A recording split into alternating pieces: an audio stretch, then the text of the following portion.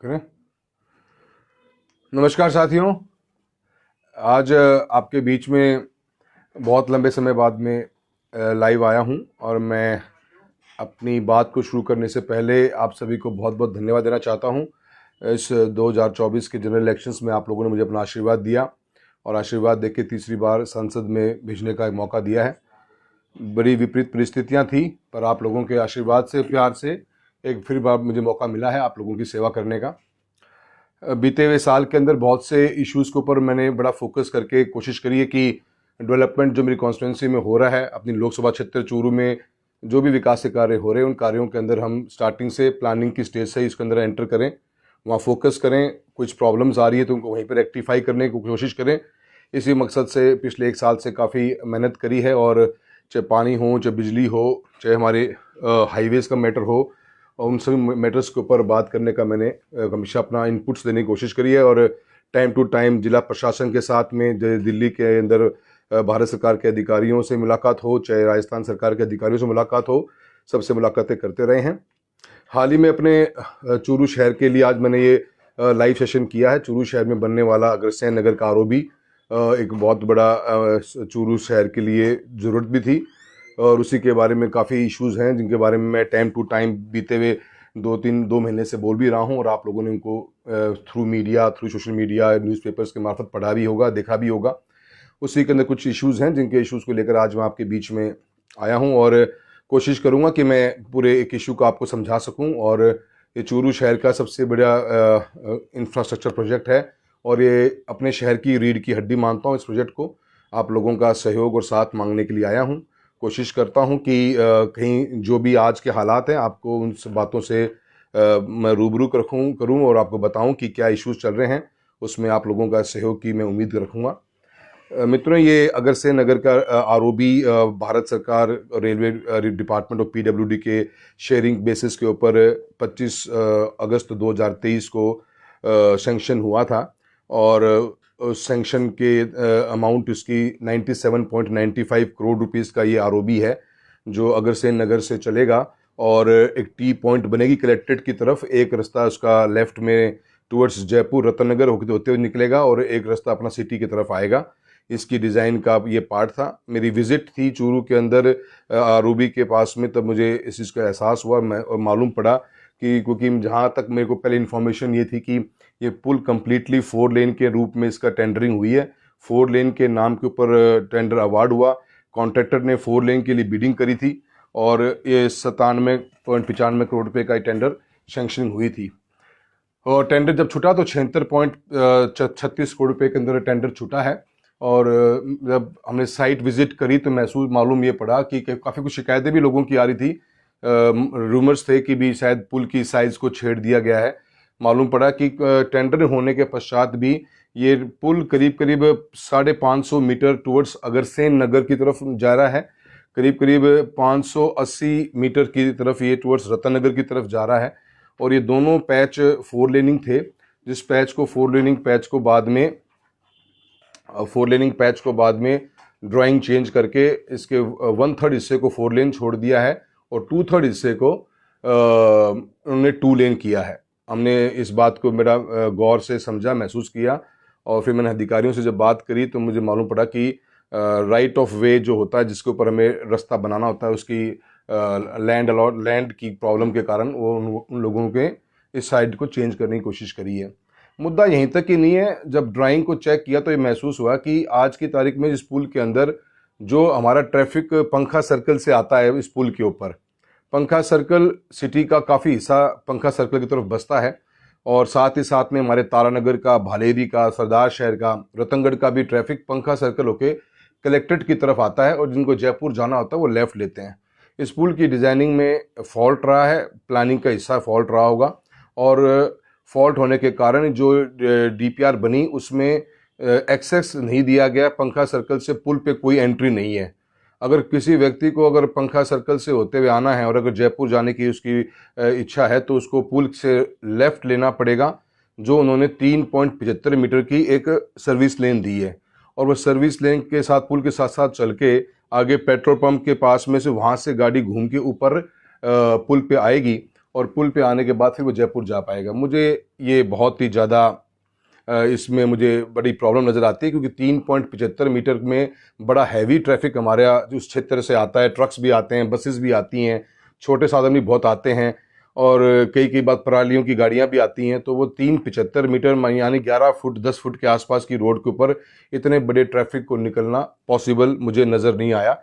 तो मैंने इसके ऊपर मेरी रिजर्वेशन रखी। मैंने कलेक्टर महोदय को भी और SC PWD को भी बात को बताया मैंने कि ये तो बिल्कुल ही सरासर गलत हो जाएगा, क्योंकि अगर ये हम सर्विस लेन से ट्रैफिक को ऊपर चढ़ाएंगे तो ताउम्र इसके अंदर प्रॉब्लम रहेगी। और इतना बड़ा सिटी है, क्योंकि पुल की कंस्ट्रक्शन कोई 2 या 5 साल की नहीं, सालों साल के लिए होती है।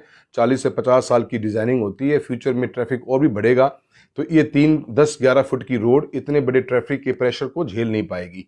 ये हमारा सबसे बड़ा रिजर्वेशन था, जिसके ऊपर हमने सरकार के सभी संबंधित अधिकारियों से, मैंने प्रशासन जिला लेवल के ऊपर बात करी।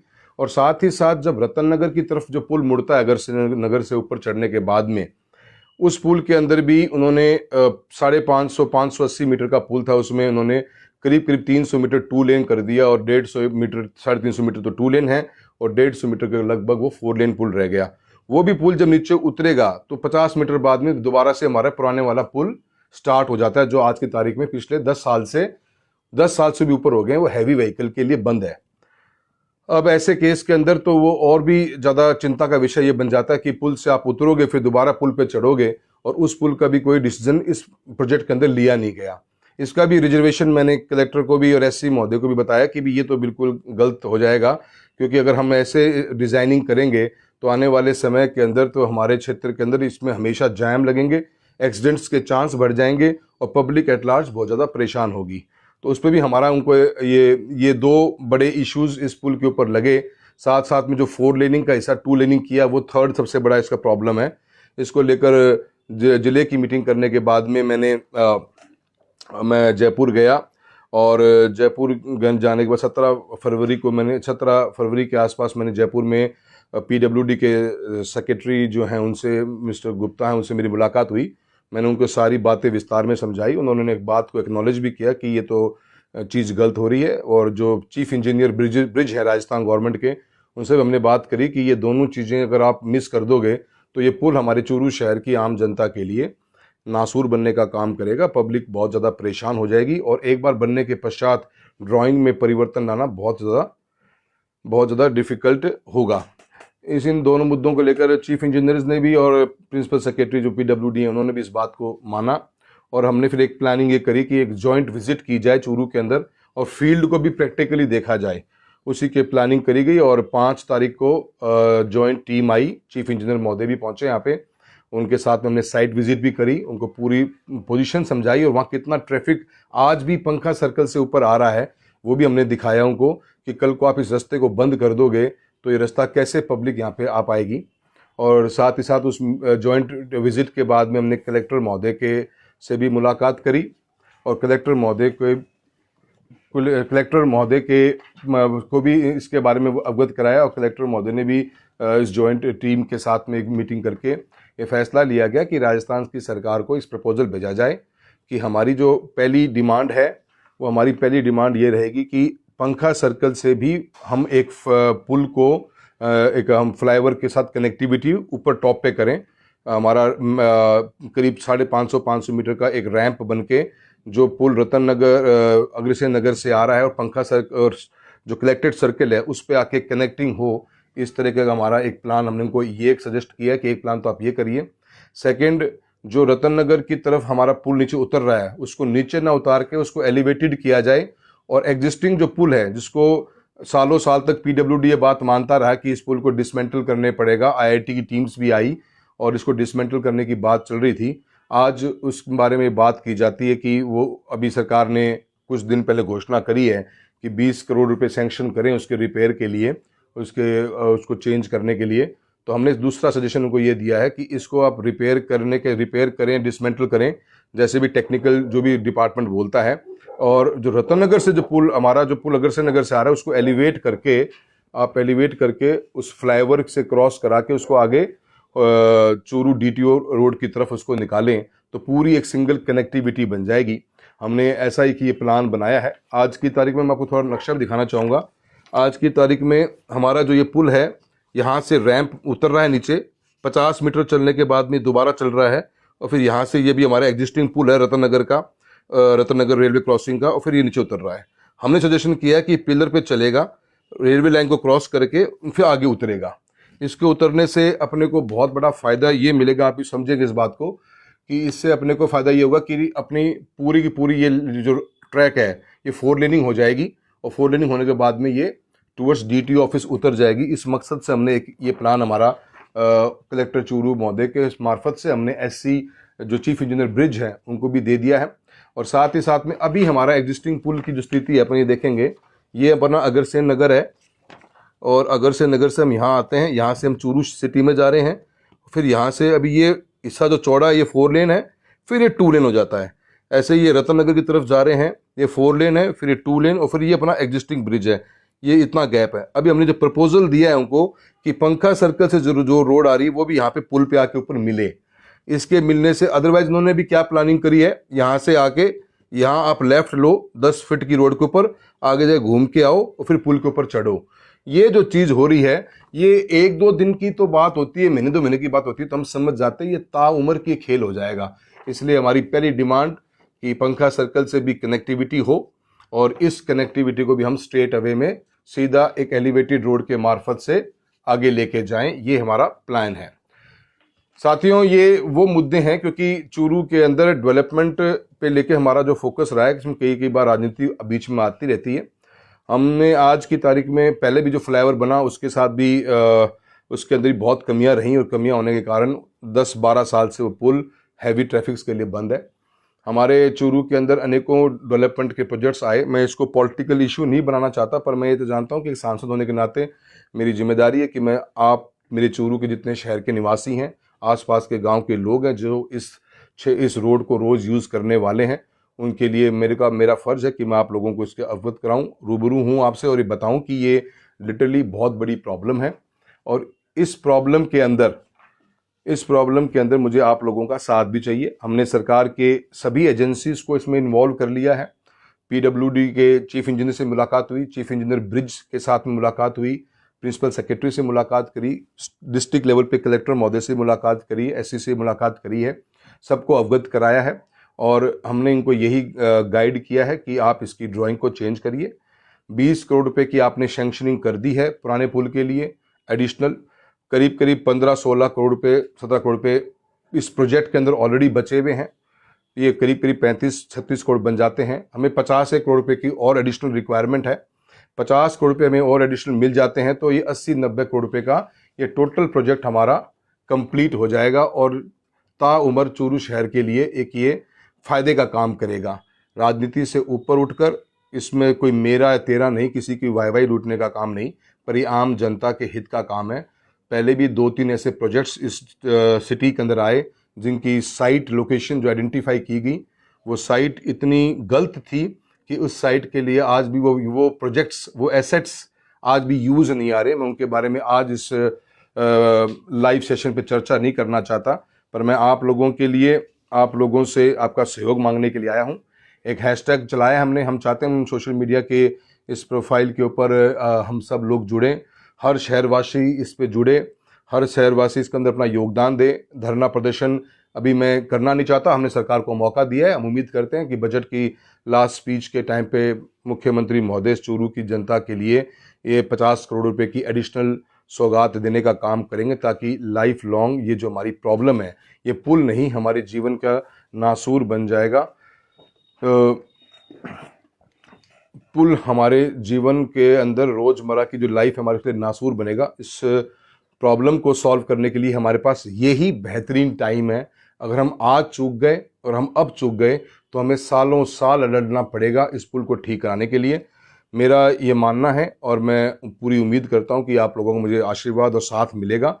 हम एक हैशटैग हम चला रहे हैं, हम इसको आज लॉन्च करेंगे। मैं चाहता हूं कि आप सब लोग पूरे सिटी, हर जाति धर्म पार्टी लाइन से ऊपर उठकर अपने बच्चों के लिए, अपने खुद के लिए, अपने आने वाली जनरेशन्स के लिए इस प्रोजेक्ट के ऊपर अपना फोकस दीजिए, थोड़ा योगदान दीजिए। हमारी कोई बड़ी डिमांड नहीं, हमने कहीं पे भी गलत नहीं कहा। अगर गलत हम कह रहे हैं तो डिपार्टमेंट आके बोले। कई लोगों ने तर्क ये भी दिया है कि हम सिटी का बाईपास बन जाएगा। ये बाईपास बनेगा, आज के जब भी बनेगा वो बाईपास कभी भी सिटी की बसेस को ख़त्म नहीं कर पाएगा। वो बाईपास कभी भी सिटी में आने वाले ट्रक्स जो लॉजिस्टिक सप्लाई करते हैं, जो रोज़मर्रा की ज़रूरतें, हमारी गैस है, पेट्रोलियम है, हमारे डेली के हमें परचून का हमारा सामान जो गाड़ी लेके आती हैं, उनको कभी भी बाईपास ख़त्म नहीं कर पाएगा। हमारे छोटे व्हीकल हैं वो हमारे कभी हट नहीं पाएंगे। और 10 फीट की रोड से, मैं दोबारा से बोलना चाहूँगा, 2 मुद्दे इसमें इंपॉर्टेंट हैं। इसमें 2 मुद्दे जो इंपॉर्टेंट मेरे वो ये हैं कि पंखा सर्कल से आज की तारीख में इस पुल के ऊपर कोई कनेक्टिविटी नहीं, हमें वो कनेक्टिविटी चाहिए। सेकंड, रतन नगर के अंदर जो हमारा एग्जिस्टिंग फ्लाईओवर जो खराब हो चुका है, जो हैवी व्हीकल्स के लिए बंद है, उसको डिसमेंटल करें, रिपेयर करें, तो उसकी कनेक्टिविटी एक एलिवेटेड रोड के रूप में हो, जो इस रतन जो अगरसेन नगर से आने वाले पुल के साथ कनेक्ट हो जाए। वरना 50 मीटर उतरो फिर 50 मीटर बाद दोबारा चढ़ो, वो वाला इशू हम नहीं चाहते। तो दोनों कनेक्टिविटी, 2 हमारे सबसे बड़ी डिमांड है। मैं आप सभी साथियों से उम्मीद ही नहीं, मुझे पूरा विश्वास है कि आप इस हैशटैग पे अपना समर्थन देंगे। हम एक पिटीशन भी साइन कराने की सोच रहे हैं, ताकि इसको हम, ये जरूरी नहीं कि हर बार हम बदलते हुए माहौल में वैसे जी रहे हैं। आज सोशल मीडिया का ज़माना है, हम अपनी वॉइस को रेज करने का हमारे पास में बहुत बड़ा प्लेटफॉर्म है। आने वाले 2-3-4 दिनों में हम जितना हो सके इसको मैक्सिमम पुश करें। सरकार तक इस बात को हमने पहुंचा दिया है। हम ये मानते हैं कि सरकार के अधिकारी भी इस बात से सहमत हैं। अगर कोई भी इससे असहमत हो तो हमें कन्विंस करने की कोशिश करें, हम कन्विंस होने के लिए भी तैयार हैं। पर मैं कन्विंस किसी हालत में भी नहीं हूँ। पिछले 11 साल से भारत सरकार की standing committee on national highways, ministry of road and transport का मेंबर हूँ। हाईवेज को, रोड्स को थोड़ा बेटर समझते हैं और इतना जरूर जानते हैं कि एक सिटी को मैक्सिमम ट्रैफिक जो वहाँ से हमारा आता है, उस ट्रैफिक को हम हवाले नहीं कर सकते 10 फुट के रोड के सर्विस लेन के साथ में। हमारा साथ में मेडिकल कॉलेज भी वहाँ पे है, उस मेडिकल कॉलेज के साथ में भी बहुत बड़ा ट्रैफिक का कंजेशन बनेगा। इसलिए अपन सबको जागना चाहिए और मैं उम्मीद ये करता हूँ कि आप लोग मेरा सहयोग करेंगे। सरकार हमारी बात को सुनेगी। हम आज सिर्फ हमने इशू को पॉइंट किया है और पॉइंट आउट करके इशू को सरकार के सामने रखा है। सरकार हमारी बात नहीं करेगी, नहीं मानेगी तो हम अपने अलग रास्ते अपनाएंगे। पर आज मैं चाहता हूं कि चूरू शहर जो हमारा शहर है, इस शहर का एक बड़ा प्रोजेक्ट आ रहा है। इस बड़े प्रोजेक्ट के अंदर जो गलतियां जो डीपीआर बनाने के समय पर हुई हैं, जो गलतियां आज अधिकारी कर रहे हैं, जो उनको पता है, वो बंद कमरों में तो हाँ भी भरते हैं कि यहाँ ये गलत हो रहा है, उनको हमें आज रोकना है। हमारे आने वाले कल के लिए रोकना है। आप लोगों का सहयोग मांगता हूँ। अब आप मुझसे कोई भी अपन आने वाले 5-10 मिनट में, कोई 5-7 मिनट कोई भी अपन बातचीत करना चाहें, कुछ पूछना आप मुझसे चाहते हो या किसी को कोई क्लैरिटी नहीं हो, तो मैं उसके लिए अपन क्वेश्चंस आंसर कर सकते हैं। आप जो भी पूछना चाहें तो मैं आपको उसके बारे में बता सकता हूँ। बस लास्ट अपना ये आप अवश्य इसको समझ लें, हमारी डिमांड पंखा सर्कल से आने वाले इस रोड की एक इम्पॉर्टेंट है हमारी ये, और सेकंड हमारा ये एलिवेटेड रोड जो हमें रतन नगर की तरफ जाने वाला चाहिए। आप लोगों से उम्मीद करता हूँ कि इस हैशटैग को आप जितना ज़्यादा हो सके पुश करिए, सपोर्ट करिए चूरू के लिए, चूरू के आरओबी के लिए। सब खड़े होइए, stand up for Churu ROB. बहुत बहुत धन्यवाद।